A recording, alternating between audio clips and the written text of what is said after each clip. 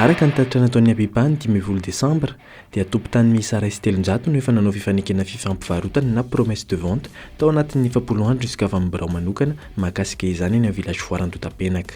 Raha ny fanazavana ny menitalin'ny Abipa Philippe Ladelson dia 250 amin'ireo olona ireo no manana tany voakasiky ny tapany voalohany amin'ny Tetikasa ka mahafeno 20 hektara amin'ilay 100 hektara ilaina amin'izany.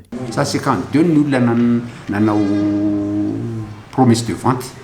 Les 300 manaiky fa ny sasany mbola ivelan'le première tranche. Ny Apipa zany a dia namena émission anamora ny fandraisan'le olona ny indemnisation n'ireo olona vakasika io Tetikasa io. Dia efa milaza aminao zany zao a fa ny tapo misy anay zany zao dia eo amin'le notification n'le olona ireo vola zay tokony ho raisiny dia eo mpanaovana azy izy hoe vita amin'ny herinandro ity zay. Niezaka nanatona ireo olona manaiky ny hanao fifampivarotana ireo moa izahay fa noho ny tahotra ny fiarahamonina dia tsy nety niresaka izy ireo. Itsy andany tokoa mantsy dia mbola mitoetra ny fitokonan'ireo izay milaza fa tsy varotra ny tany mihitsy. Ny alatsinainy 19 Desambra dia mbola maro ireo ny fampitoana namafy ny fanoherany ny Tetikasa. Misy amin'izy ireo nametraka sainam-pirenena malagasy eny amin'ny tanimbariny izay nahitana soratra hoe tsy amidy, tsy totofana, tsy atakalo ny taninay. Isan'ireny ity Narakotonirina tompo-tany. Resaindreny zany napetraka ka tamin'ny herinandro moa zany ny fanarana hoe aloha apetraka amin'izay le saina sady fanakaiky fanandrify tamin'ny resaka le fiedinany itsipasa iny zany le izy manambara fa atsika malagasy io tambary io, atsika amin'ireo commune 10 reo io tambary io. Isan'ireo tsy resy lahatra amin'ny vahaolana tolotry ny fanjakana i Dadabe Fidy manana tany 200 ara voakasiky ny Tetikasa Tanamasoandro izy. Ambany loatra ny vidiny fanjakana azy ho an'ny tany ny ranonambarany. Tany razana io, tany fivelomana io, tany famokarana io, manoatra lavitra noho ny vidiny izay omenanay eo a mbola tombontsoa ho azona eo. Raha mameanay izy 1 million izy ny mettre carré a, mettre carré anay amin'io mbola any amin'ny 7 million na 8 million. Zany hoe raha ohatra zany io ka ho amidinay a dia le vola zany a laninay raha afaka pitsina lokandro. Mahakasika izay vidin'ny tany izay dia nilaza ny talen'ny Apipa fa ny commission d'évaluation no mandinika sy mamaritra izany isaky ny olona ary arakaraka ny fifanarahana. Nanazava koa ny tenany fa tsy azo idivirana ny expropriation pour cause d'utilité publique. Afaka mitory kosa ireo olona izay tsy manaiky raha resaka vidy tany no mampifanolana. Tsy mahalala an'izay atoko satria ny commission d'évaluation manao an'izay dia manao ny état de somme.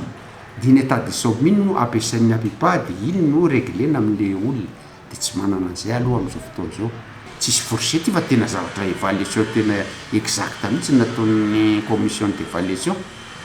Lalàna io milaza mihitsy milaza ny lalàna fa misy étape anankitelo izy. Misy le amiable dia misy ny ireo olona izay asa misy antony maro mety tsy tonga ara-potoana izy na saran'izay dia miandry an'le expropriation normale zany hoe miandry amin'ny 3 volana eo dia manao an'le procédure normale. Dia ny olona tsy manaiky indray dia ny volany efa consigné any amin'ny trésor fa afaka mapakatra tribunal izy. Dia ny akarana tribunal amin'io tsy hoe zay tsy ameany tany satria ny lalàna tsy mamela azy anao an'izay fa ny ahafahany mapakatra tribunal dia zao zany ny fitoriany any hoe tsy mahafapo anay prix resaka prix ny any dia ny tribunal no mitsara an'le izy dia arakaraka izay avoakan'ny tribunal satria izy mahaleo tena.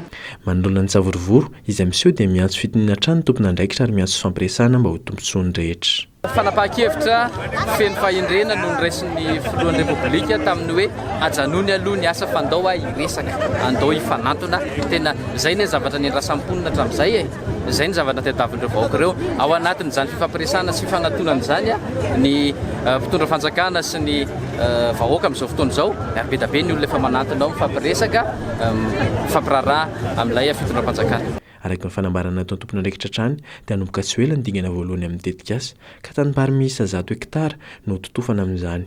Hiteraka asa ho an'ny olona mahery ny ray hetsy ity Tetikasa ity.